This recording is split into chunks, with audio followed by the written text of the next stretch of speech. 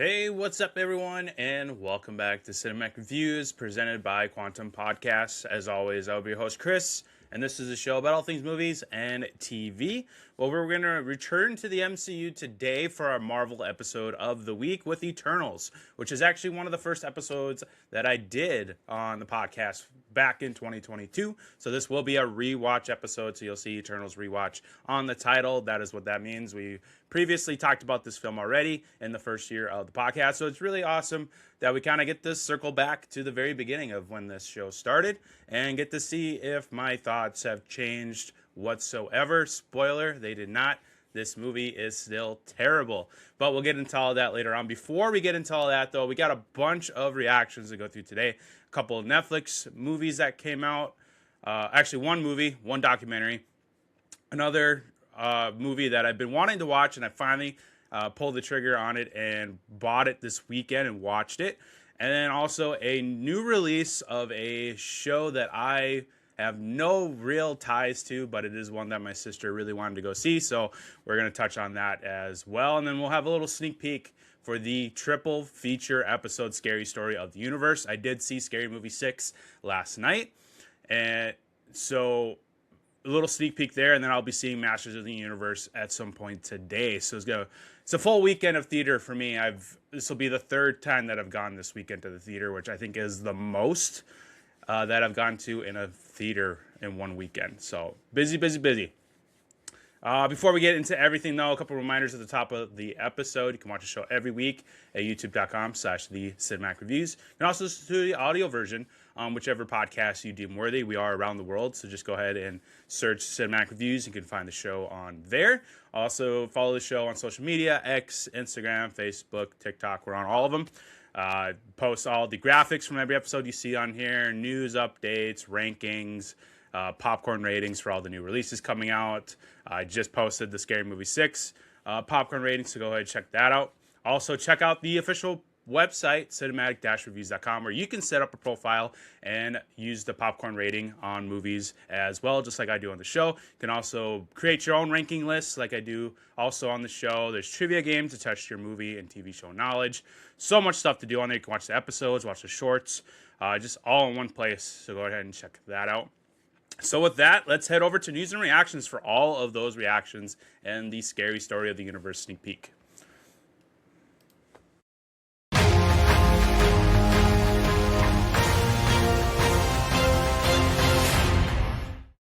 So first up, we're going to talk about the newest documentary to hit Netflix, Michael Jackson, The Verdict.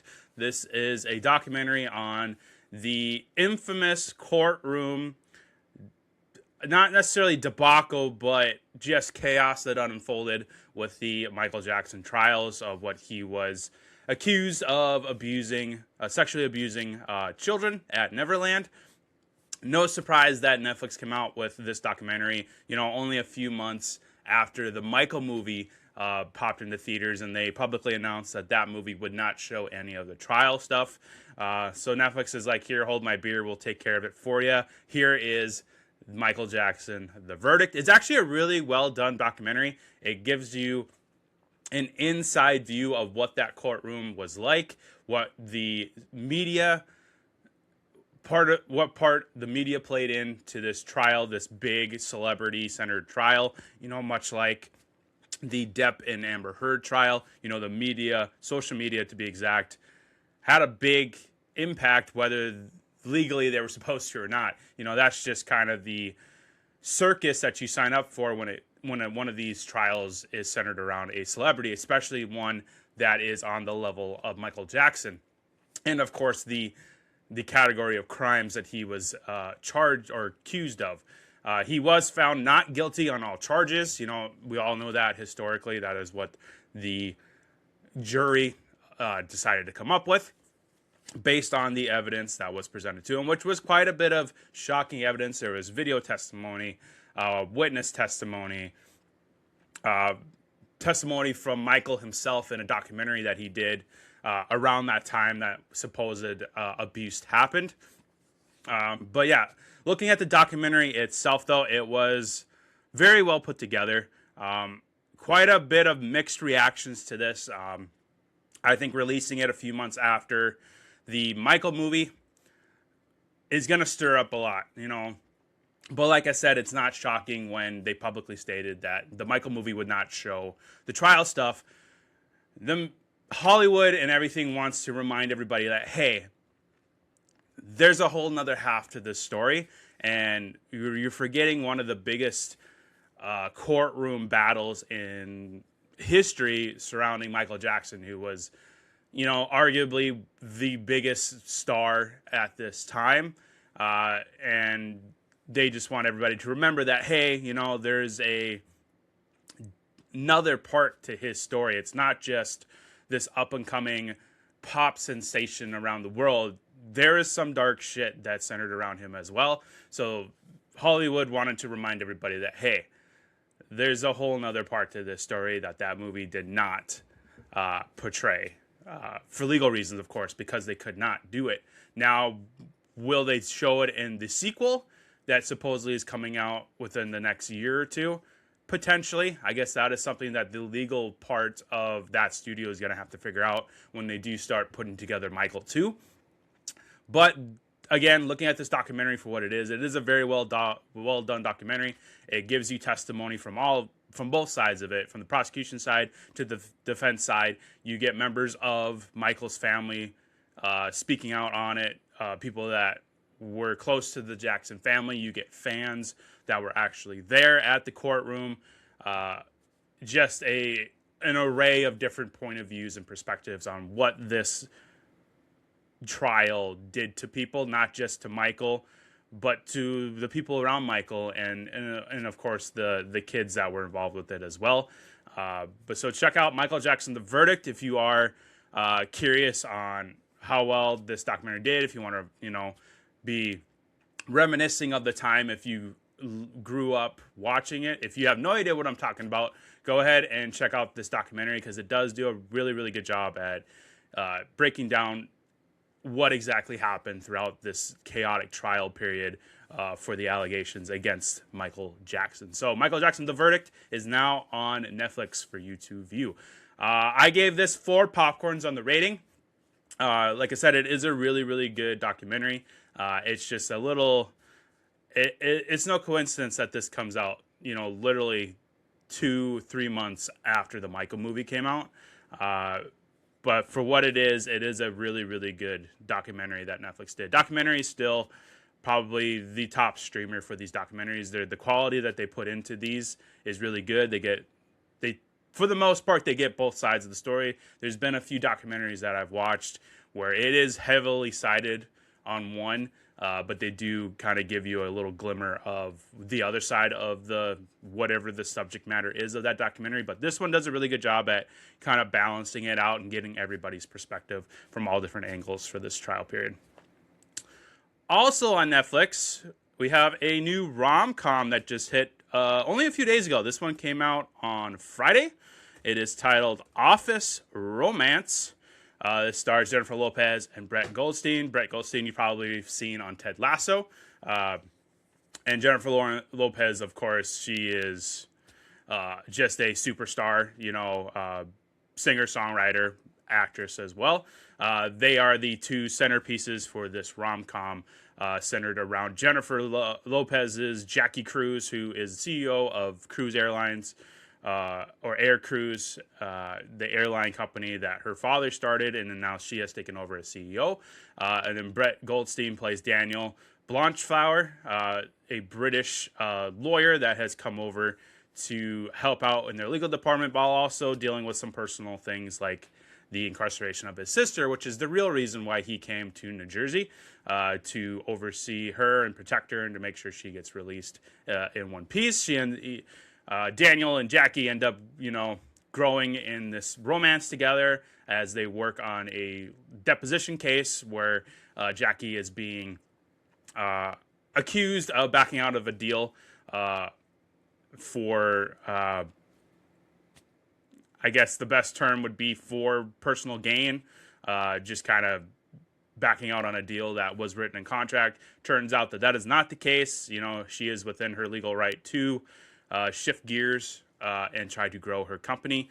There's a lot of blackmailing that goes on, a lot of secrecy going on, as this is an office romance. Eventually, it does get out, and they are forced to come to terms with how they feel. And just like any other rom-com, it ends up being good on a happy note where they both are able to stay together and they're able to run this company together, which is really cool. But it is a very charming rom-com.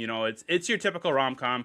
The formula is pretty basic. I think I've talked about this before, where you have the meet cute, you have the moment. So part one of the rom-com where they meet each other, they're head over heels, they're falling in love. You have part two is where the big fight happens, where they split up. And then you have part three is the makeup, where they, come to terms with how they truly feel. And they are able to be together and all is good. So that's kind of the generic formula of a rom-com. Office Romance is no stranger to that. It definitely has that 3-part formula that every other rom-com does, but it is a charming one, and I think it's all due to the performance by Jennifer Lopez and Brett Goldstein. They do have some really good chemistry on screen. You can tell that they had a fun time filming this movie. And their chemistry really shows it on screen. So check out Office Romance if you are in the rom-com mood on the weekend. If you're looking for a Saturday, Sunday night movie to watch with your significant other, go ahead and check out Office Romance. There's a little bit of everything in there for everyone. On the popcorn rating, I am giving it, I believe I gave it 4. Let me double check here on the scale on the website. You can check out all of these popcorn ratings on the website that I try to update as much as possible. Yes, I did give it 4 popcorn. So check out Office Romance starring Jennifer Lopez and Brett Goldstein on Netflix today. Next up, we're going to switch gears a little bit. This one is a film that came out in theaters a while back. I finally was able to watch it. It is starring Glenn Powell, who is one of my favorite up-and-coming actors in recent years. This is called How to Make a Killing. He is Beckett Redfellow, a disowned at birth by his obscenely wealthy family. A blue-collar stop at nothing to reclaim his inheritance, no matter how many relatives stand in his way. So basically, the gist of the story is his mother comes from a wealthy family. They were cast out for standing up. She was cast out for standing up to her father. She has given birth to her son Beckett, who is Glenn Powell. She unfortunately passes away, so then he does everything he can to reconcile it by getting in the inheritance that he feels that he is owed. So he goes and starts murdering his cousins and uncle, and eventually kills his grandfather, which was in self-defense. That was really the only one that was in self-defense. All the other ones were straight-up murder. But he ends up meeting a few other different characters like Julia and Ruth, which kind of starts this little love triangle going on. But some notable actors pop up in here too, which I was really surprised. Like Ed Harris plays White Law Redfellow, who is Glenn Powell's grandfather. Topher Grace shows up at one of the cousins. It was quite an interesting cast, for sure. Let me double check just to make sure I'm not missing anybody. Margaret Qualley plays Julia in here. She's kind of been up and coming as well. But yeah, I was super surprised to see Ed Harris and Topher Grace in here. 2 actors that I didn't really, just kind of caught me off guard, but it's really nice to see them. Topher Grace, you get what you get with him. But he'll always be Eric from That 70s Show, so I love seeing him pop up in films. And then Ed Harris is just a legend in general. So he was really good in here. He plays that hard-ass, stern grandfather that just doesn't give a shit anymore because he is just so wealthy. And he challenges Glenn Powell's character a lot in here to the point where he's got to go into self-defense mode and kill his own grandfather. But this is a pretty wild movie where Glenn Powell is just a one-man wrecking crew, where he's basically teaching you how to commit murder and how to get away with it, with the different analyzing what his cousins do. Like, one of them was a drug addict. Another one was a party boy. Another one was a pretty, religious nut, I guess you could say. Not really a nut, but just kind of in a big spiritual world. So he kind of uses their weaknesses against them, and it's kind of a how-to to get away with murder. Hence the title of the movie, How to Make a Killing.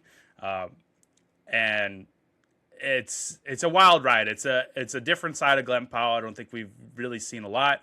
They do add a lot of humor in there because Glen Powell is a funny guy in general. He does like to mix in a bit of sarcasm and humor in his roles. But I enjoyed it. Looking at the popcorn rating for this one, I believe I gave this one 4 popcorns as well. Yep, I did give this one 4 popcorns. It was a really crazy movie. It's got a little bit of everything for everybody. It's got humor, it's got darkness, it's got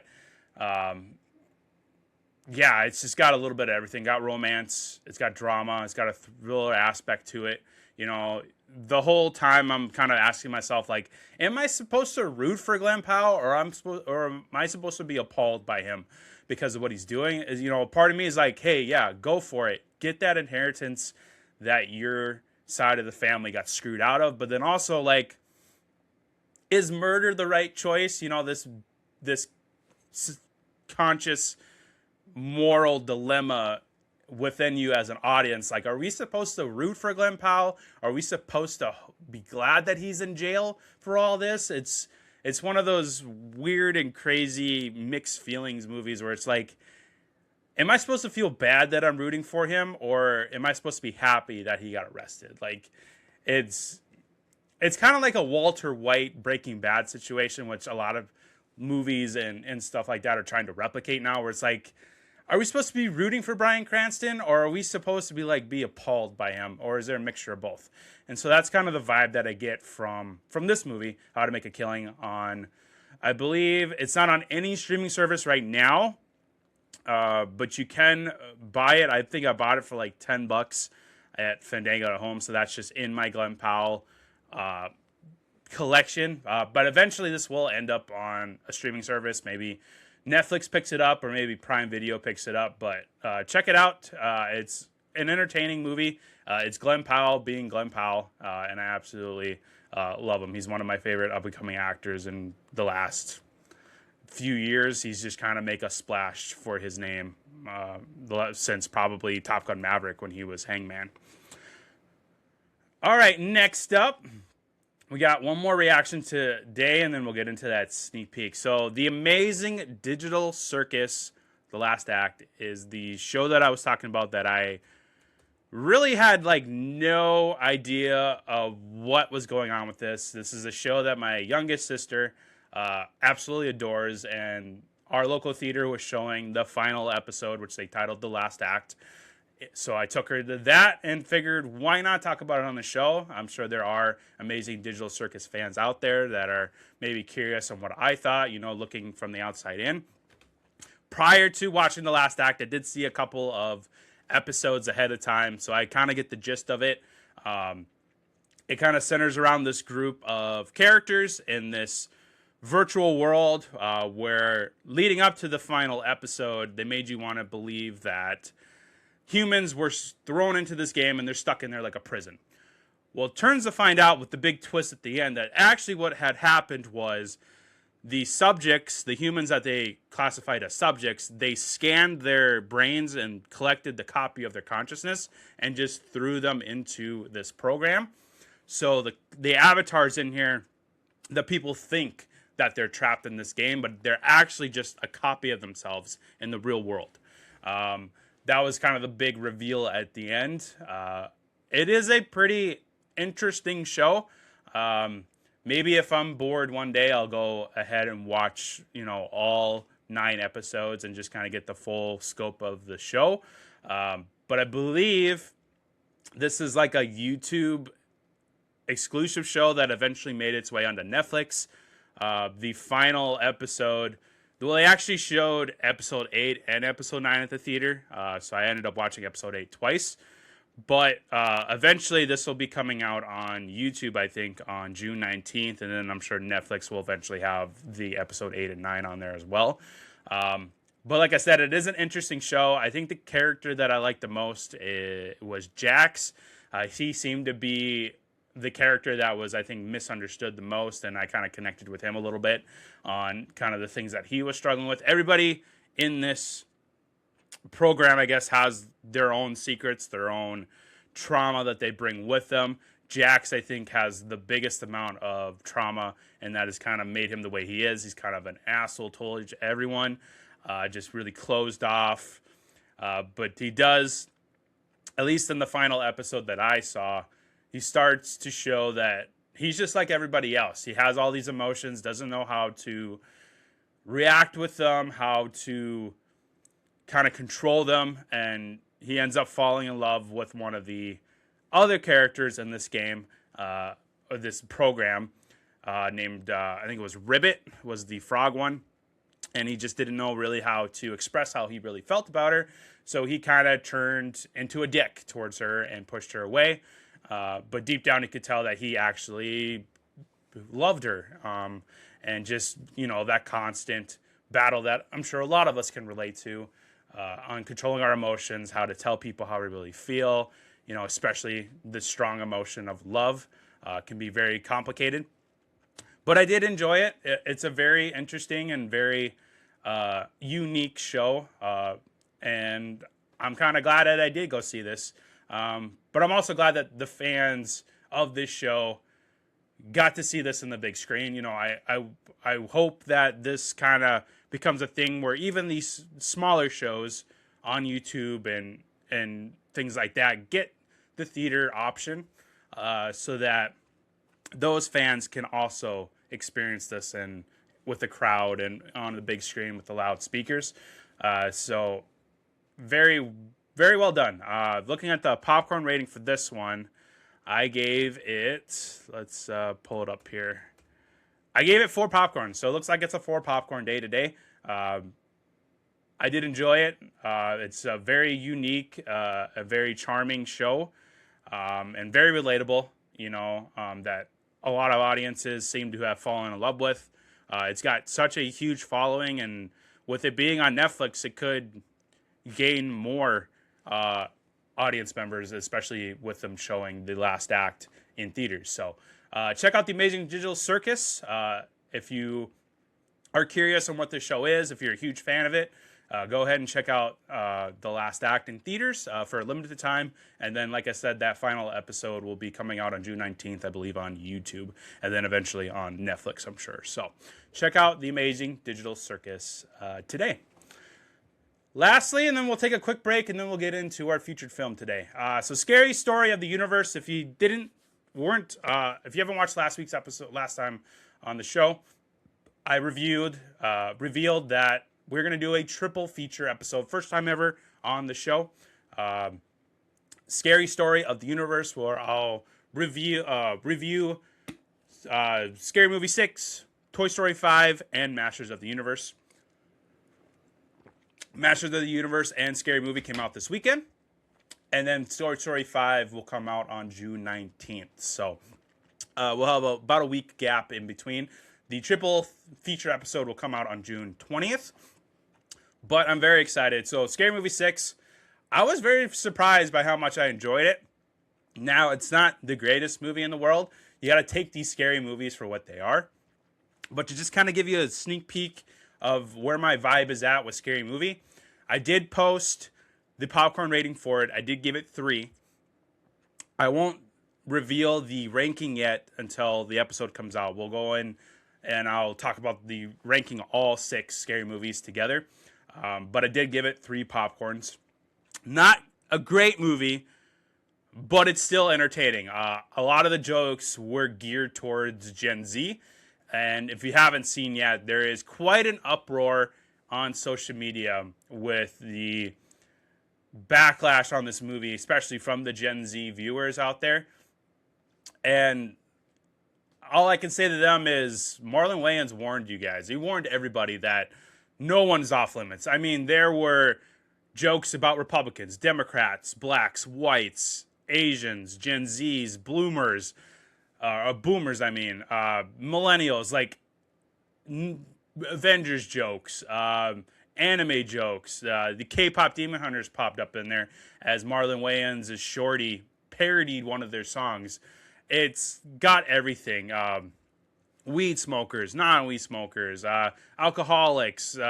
It insults everybody. It doesn't leave anybody out. And I think that is what comedies need to do now, is just unleash it all. Don't target one audience. Just do it in a vast majority of them in these comedies. And I think Scary Movie is going to be the movie that kickstarts another phase of comedies. You know, we don't get a whole lot of comedies, or at least not what we grew up with, because of the worriedness of studios to offend a certain demographic. Where I think Scary Movie did this best, where it publicly stated, hey, no one's off limits. We are going to insult everybody. Everybody's going to get a little piece of it. And it's going to be a fun time. We're all going to just joke about it. It's all jokes. It's not like we want to, you know, severely harm people or offend people, but it's like, this is all for fun. This is jokes. We're playing around. We're making fun of the stupid crap. Like, a lot of it is making fun of how Gen Zs talk and how they act. And I mean, it's funny. It's a movie, everybody. It's meant to have everybody come together, have a huge laugh, pick fun at each other, have a good time, and then just leave and go on about your day. You don't need to take this movie so seriously, because they obviously didn't. They're just making fun of how ridiculous this whole,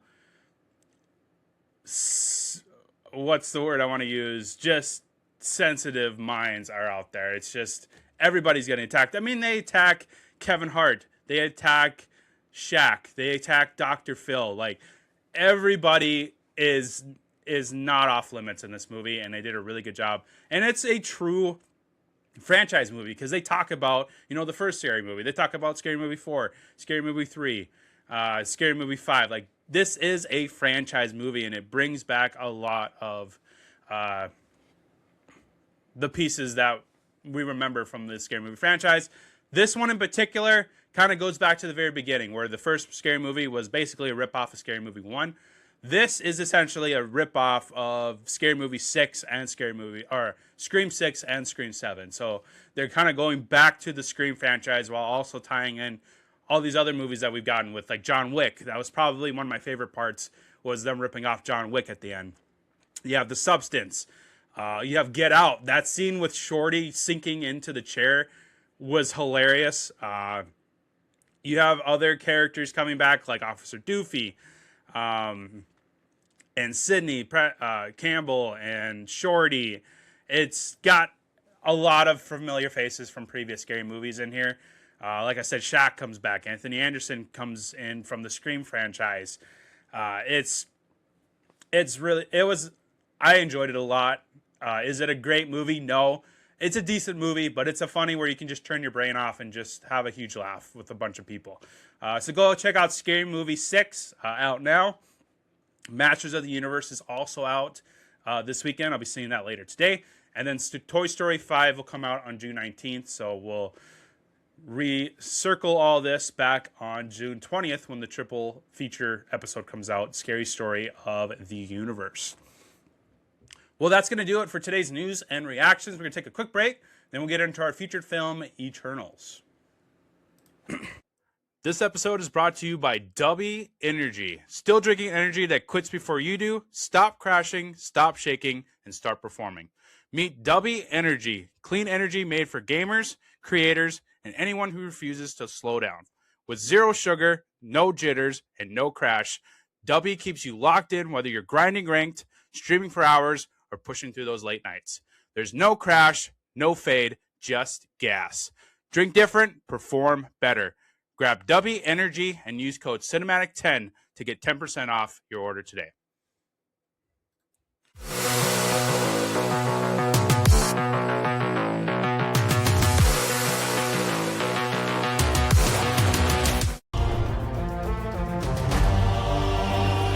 We have watched, unguided. We have helped them progress and seen them accomplish wonders.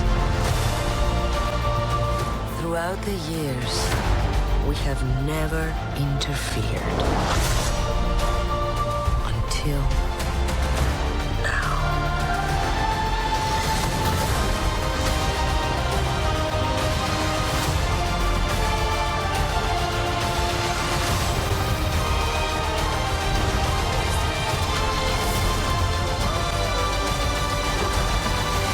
Ended when you said goodbye.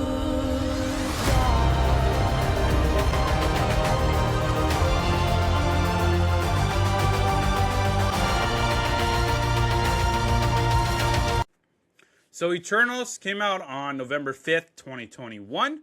It had a budget of about $200 million and only grossed $402 million.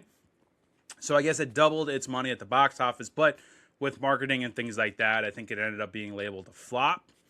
It didn't perform the way it should, and this should have been a really good movie. Like, this has the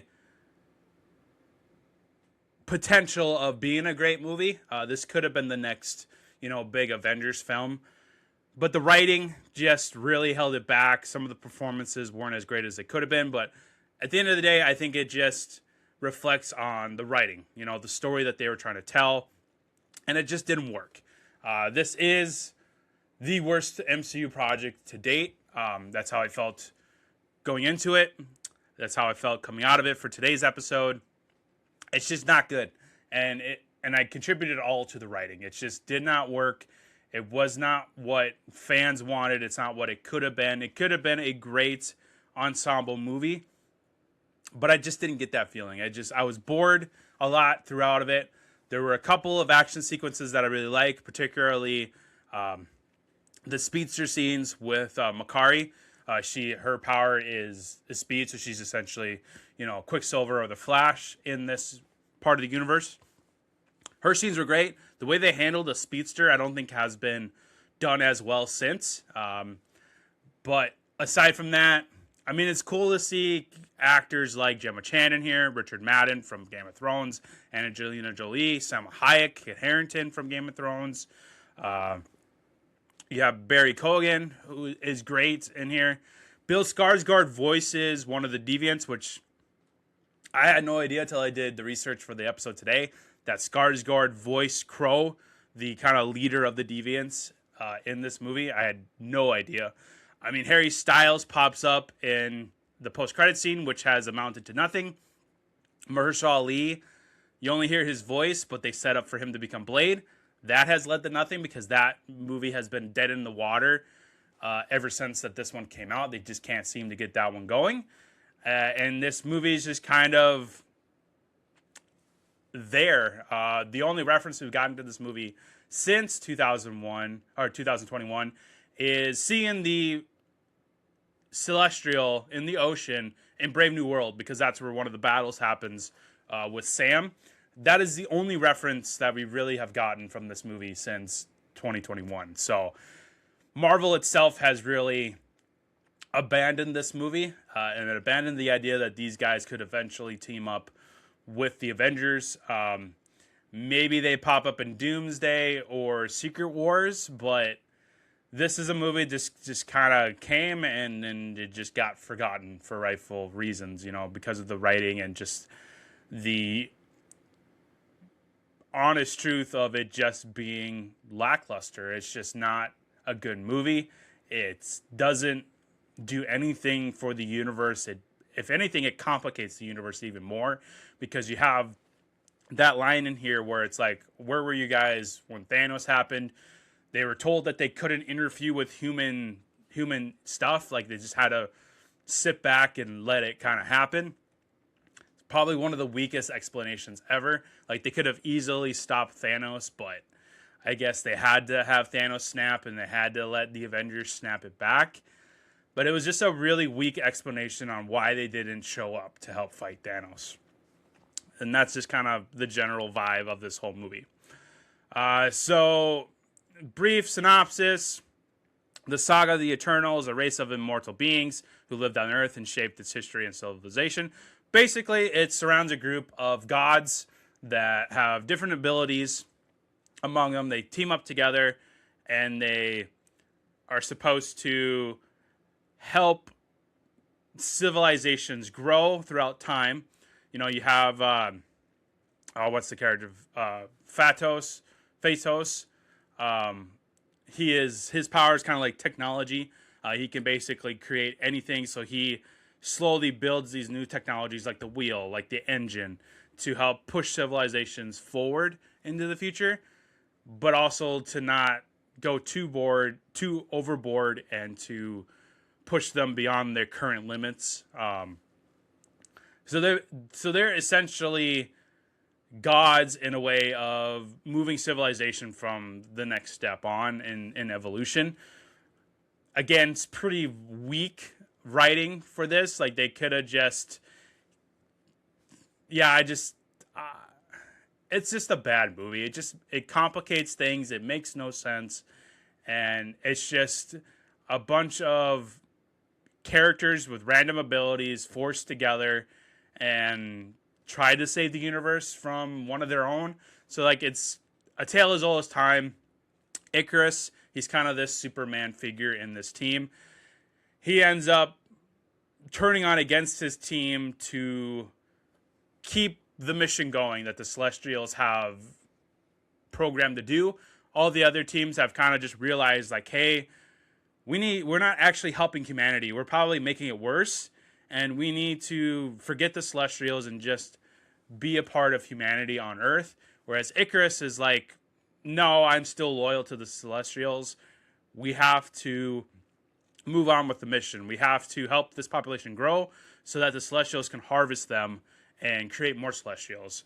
It's, when you read it on paper, it's a pretty dark storyline, but it just didn't get executed as the way that it could have been. And this could have been one of the darkest movies in the MCU. And I think that should have been their route, is to make this really dark and fucked up. But they didn't. I don't know if they were scared to do it that way, or if this was their plan all around to make it more of a lighthearted one.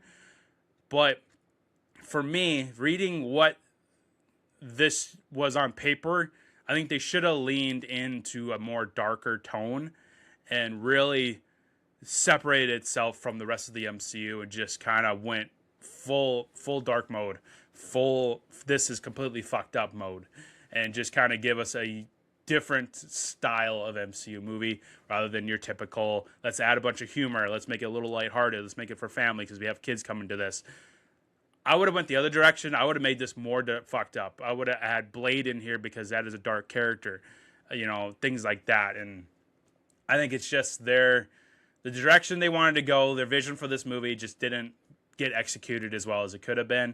Like I said, this could have been a great movie. This could have rivaled the Avengers movies in a way, but it's just not good. Not good, and I blame the writing for the most part.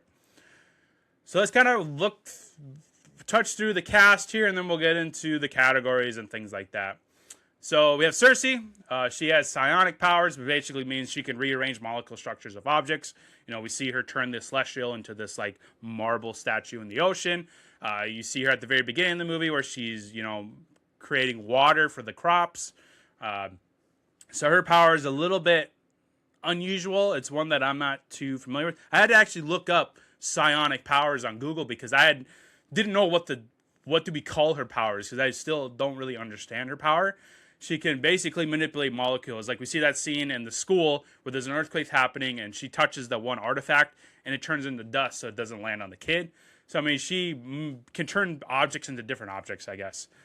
Icarus, like I said, is basically a Superman ripoff. He's got flight. He's got super strength. He's invulnerable. Well, I mean, they're all got super strength. They all are immortal. But they really made him the Superman figure with the laser beams and the flight, and he just doesn't wear a cape. But they even made him look like Superman with the haircut and the facial hair.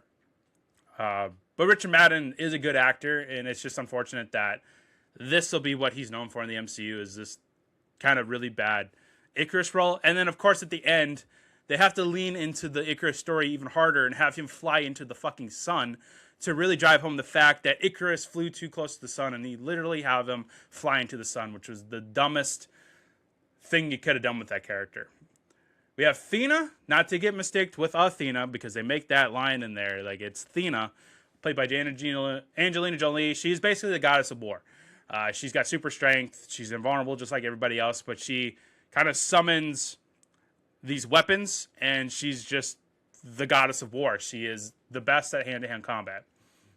We have Ajax, who is the leader of the Eternals.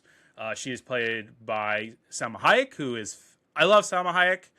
She's not good in this movie. She does her best with what she's given, but it's a pretty small role. She ends up not being in it a whole lot because Icarus ends up killing her, or feeding her to the deviants technically, but we're going to blame him anyways. Then we have Kingo with his finger blasters. That was like the best way I could describe his powers, which are pretty sick. Like, if I could pick anybody's powers in here, I'd probably pick his. His finger blasters are pretty cool. He ends up being like a Bollywood star, and then he ends up bringing cameras onto their mission and doing like a documentary on the Eternals. Then you have Sprite, who is this like 14-year-old, 12-year-old kid, but she's been alive for thousands of years, so it's adult in the kid body. Her ability is mainly just invisibility. She ends up revealing that she's been in love with Icarus this whole time, this 12-year-old girl. Really weird. Fastos, like I said before, is the tech guy. He's just building all these different technology. He builds that ship, the Domo, that they fly around in. Makari, who we talked about already, she has super speed.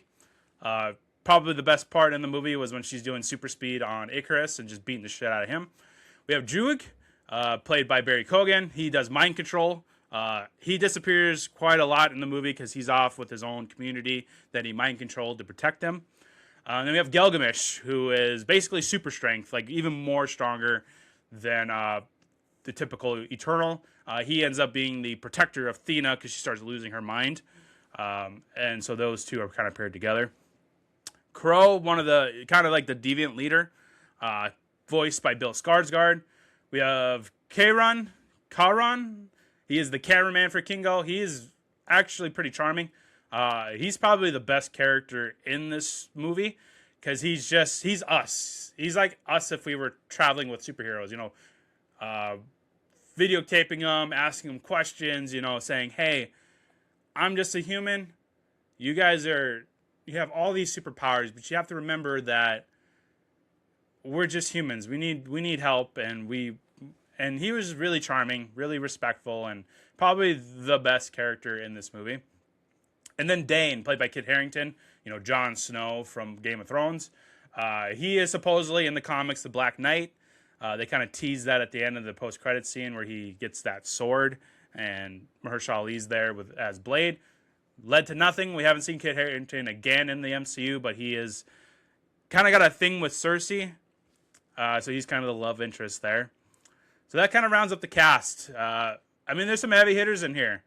And it just didn't work.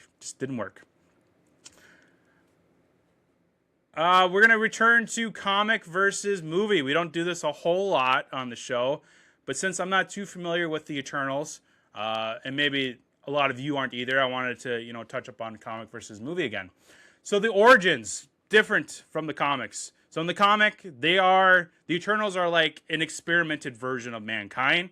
In the movie, they have no connection whatsoever to humanity. Like, they are not related at all.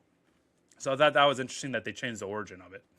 The Deviants, in the comic, they're an offshoot of mankind that still possess superpowers and super intelligence. But in the movie, there is no connection to humanity or the Eternals whatsoever with the Deviants. They're just these monster things that, as they suck the powers away of the Eternals, they end up growing super intelligent and powers and things like that. So they even changed the origins of the Deviants. The triangular ship, or they call it the Domo in the movie. So in the comic, that doesn't actually exist. Domo is actually a character that floats around on a chair, like Professor X. But in the movie, that's what they named the ship that they fly around with that Fastos created. They call that the Domo, where they travel from place to place to place. That's actually a character in the comic. The Ajax character is not the leader of the Eternals. The character is actually Zuras, is the leader of the Eternals in the comics. Ajax is just a character they made up to be the leader of the Eternals. And then the Icarus' motivations. In the comics, he's actually the bravest of the Eternals, and he actually protects humanity. But in the movie, they made him portray the Eternals to fulfill the Celestials' mission to kill all those humans. So it's really weird that they did a 180 on his motivations. I guess they needed some sort of bad guy in here. They couldn't just have the Deviants as the bad guy. They had to have one of the Eternals, and I guess Icarus pulled the short straw, I guess. But just the things they changed in here was really weird, and I think it was part of the reason why this movie just doesn't work. So what does the future hold with the Eternals? Like I said, maybe they show up in Doomsday. Maybe they show up in Secret Wars. I doubt we're going to get an Eternals 2. Like I said, also, the last time we even saw any reference to this movie was that Celestial being partially born, being turned to Marvel by Gemma Chan's character, Cersei, in Brave New World. That's all we've gotten as any sort of Eternal reference since 2021. So I don't know where the Eternals go from here. I think they should just abandon this part of the universe because it overcomplicated it. It made it confusing.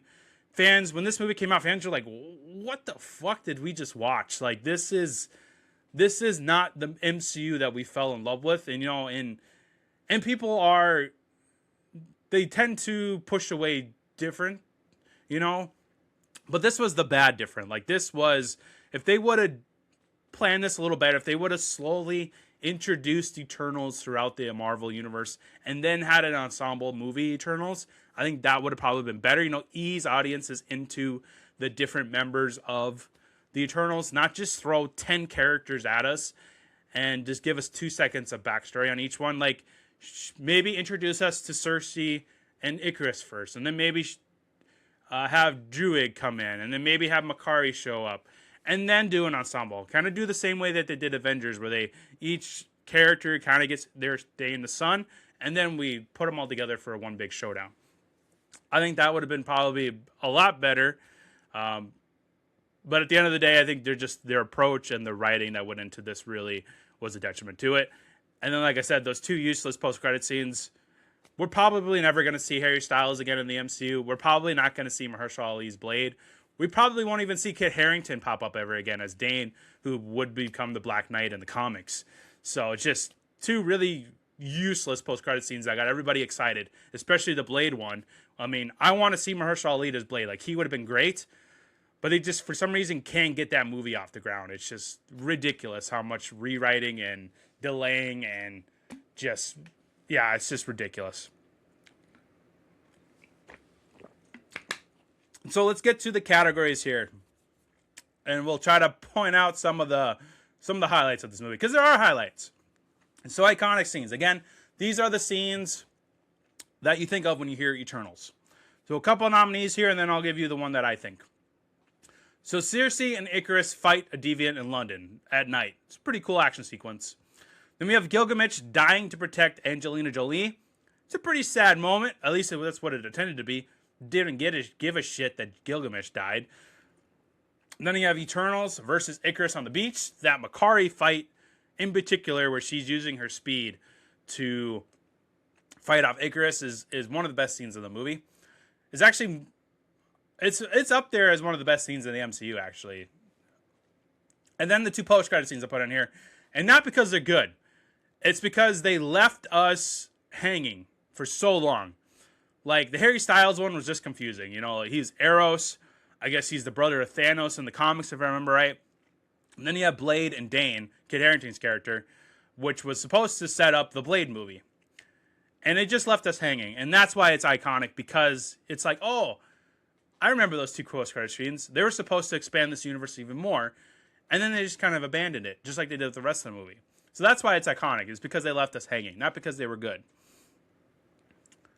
So I think the most iconic scene is probably going to be the Makari fighting Icarus on the beach with her super speed. Like, I've even seen people still bring up that scene today, where that was the best uses of a speedster.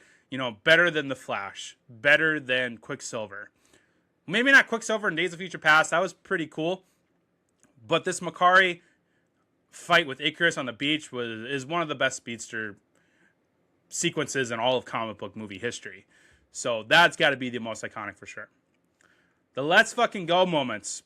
Again, it's the Makari versus Ikaris fight. When she starts speeding around and punching Ikaris, it's like, let's fucking go. Let's get a big ass fight between a speedster and Superman. You know, like this is the Flash and Superman going at each other. So that's the only moment that got me really hyped for this movie. Favorite quotes, not too many, but there's a few of them that I thought were pretty interesting.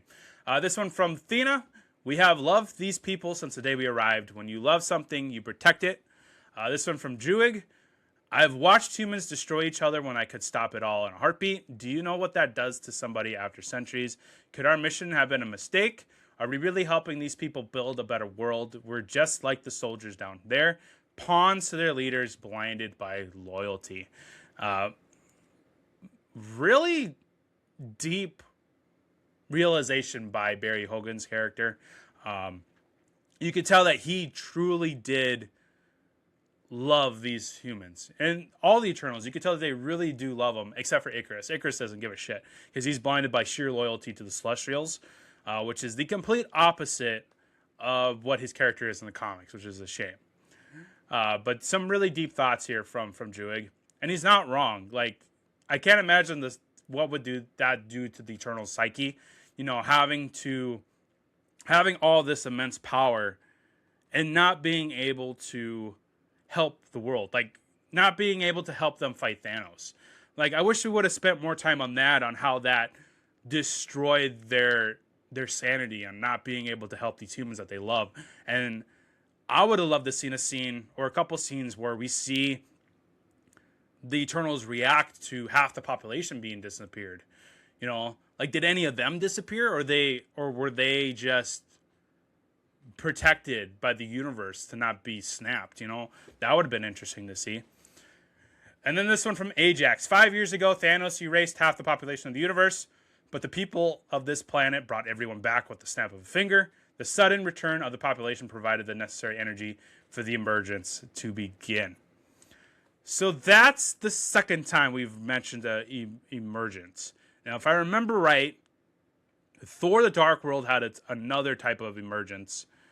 Or no, that was convergence. See, this thing really fucking complicates the MCU, where you start using emergence, convergence, and it's just, this whole movie just complicates everything. They should have never have done it this way.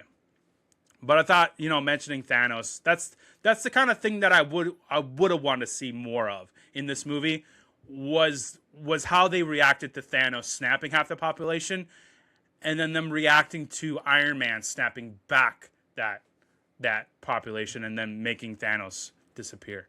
Like, I wanted more of that. And then now to wrap things up before we get into the rankings, the fun facts of the movie. I got a couple here.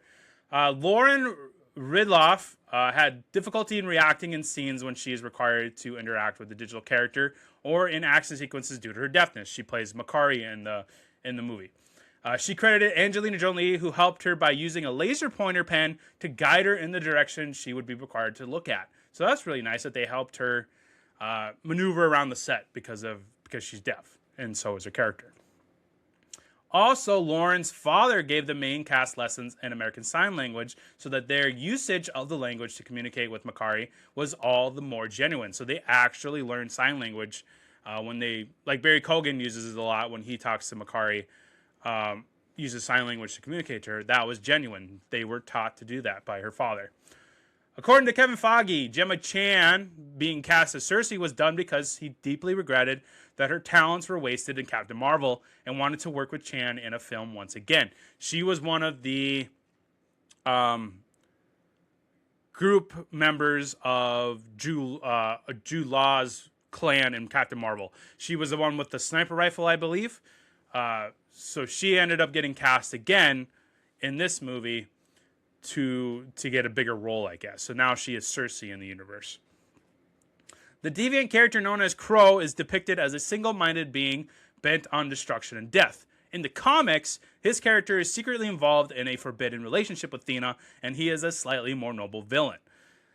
Again, they probably changed that because they didn't know what to do for a fucking villain. You know, that's why when we get to the villain scale, it's going to be pretty cut and dry on being one of the worst villains in the MCU because they just didn't know what the hell to do with the villain in this movie.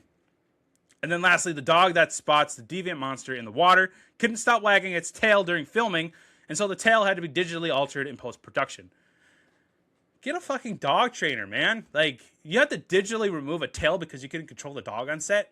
That fun fact sums up this movie altogether, of how poorly executed, poorly thought out, and just ridiculous this movie is. They had to digitally remove a fucking dog's tail because they couldn't control the dog on set. Like, even the dog knew that this movie sucks, and I'm just gonna fuck it over with my tail. Like, just sheer insanity on how bad this movie was. So yeah, I'm gonna end it on that note. The fact that they couldn't control that dog on set just sums up everything for this movie. Just one of the worst comic book movies ever. One of the worst movies I've ever seen. It's definitely the worst MCU project so far. And we've had things like She-Hulk and Echo and Secret Invasion and Captain Marvel, the Marvels. Like, this is the cream of the crop of the just dog shit project in MCU. I don't think we're going to get as bad as this ever again. I hope we don't, because this is pretty bad. If we get a project that's worse than this, that might be the end of the MCU. But so far, we haven't gotten one as bad as this one. It's really bad, guys. It's terrible. Okay, so let's wrap things up with the rankings.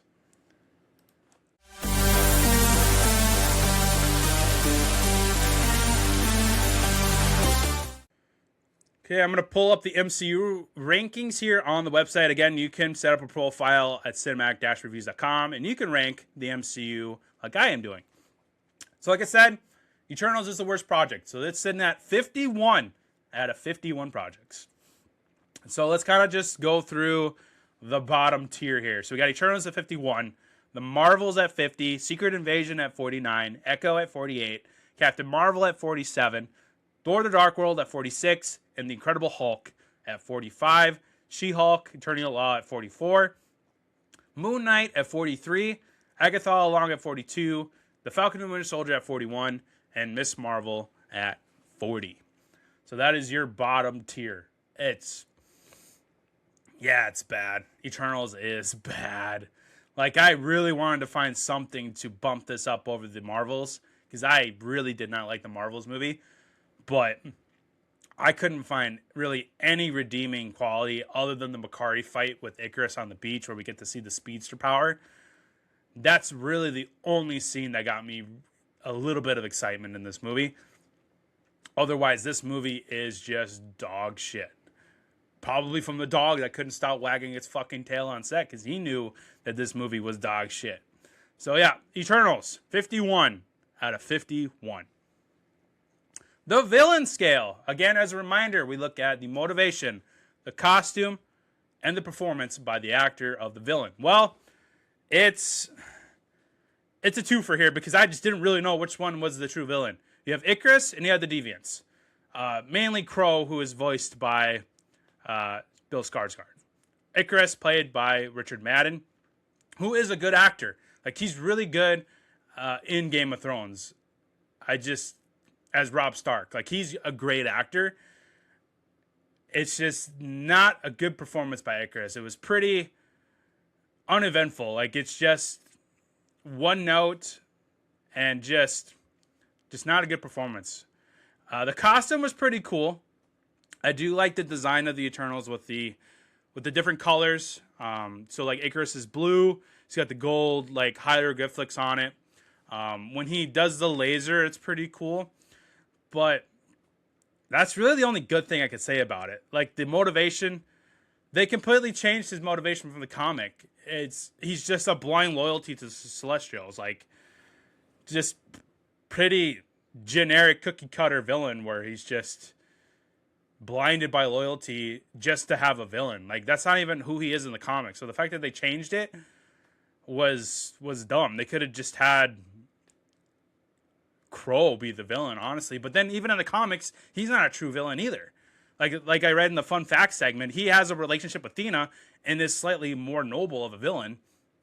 So, I mean, we could have had that. Could have had that eternal struggle between I'm in love with one of the Eternals, but I also have to destroy the Eternals. Like, that would have been more interesting than what we got. So I'm giving it one Thanos said for the villains in here, for Icarus and the Deviants, is it's just terrible. And then the popcorn rating. You probably guess what I'm going to give it. I'm going to give it the lowest one. It's one popcorn. Like, I really want to give it 0, but the Makari Speedster fight gives it that one popcorn. So, and one little kernel of that popcorn. So, that's what my rating is for Eternals. Well, that's going to wrap it up for today's episode.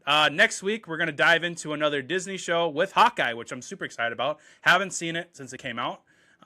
This is 6 episodes, so we'll binge all 6 episodes, and then we'll come in and we will talk about it on the next episode. And then as a reminder, Scary Story of the Universe will drop on June 20th. That'll be the first ever triple feature episode on the show. We'll be talking about Scary Movie, Toy Story 5, and of course, Masters of the Universe. And then we have a bunch of other things. Spider-Man No Way Home will be the next Marvel one after Hawkeye. And then we'll start getting into some of the more shows like She-Hulk and Moon Knight and Miss Marvel. So there's going to be a bunch of different Marvel shows coming up as well. Come and look at some of the new releases coming up here shortly. So we got Disclosure Day, Steven Spielberg's film. We won't do a whole episode dedicated to that. It'll probably be just on one of the news and reaction segments on one of the episodes, so we'll briefly talk about that one. Like I said, Toy Story 5 comes out on June 19th. Then looking into July, we've got The Odyssey, Christopher Nolan's newest movie. We've got Spider-Man Brand New Day, which is going to be awesome. We've got Supergirl coming out on June 26th. Super excited for that. That newest trailer for Supergirl looks awesome. I'm very, very excited for Supergirl. We're going to do a whole episode dedicated to that, and we'll actually do the blockbuster showdown between her movie and last year's Superman movie. So that's going to be a fun discussion as well. So a lot of stuff coming up. It's got a busy blockbuster summer schedule for the theater. Like I said, I'm going to go to the theater 3 times this weekend. It's going to be crazy. It's going to be fun. But that's what I signed up for having a movie review. I got to stay on top of things. And there's a whole bunch of other things coming out on streaming, like The Last Airbender Season 2 finally coming out. Super excited about that. I haven't decided yet if we're going to do a separate episode for that one or if we're just going to do it in a news and reaction segment on one of the episodes. We'll see. But yeah, a lot of stuff coming out. Check out the website, set up a profile, go ahead and use the popcorn rating on all these movies coming out. Go ahead and rank a lot of these universes like the MCU. Try out the trivia games to test your knowledge on movies and TV. Check out the episodes. Check out the shorts for every episode. Lots of stuff to do on the website. Hope you guys have a good rest of your weekend. Go out to the theater. Enjoy all these movies that we're seeing, like Masters of the Universe and Scary Movie. And we'll see you all next time on the show.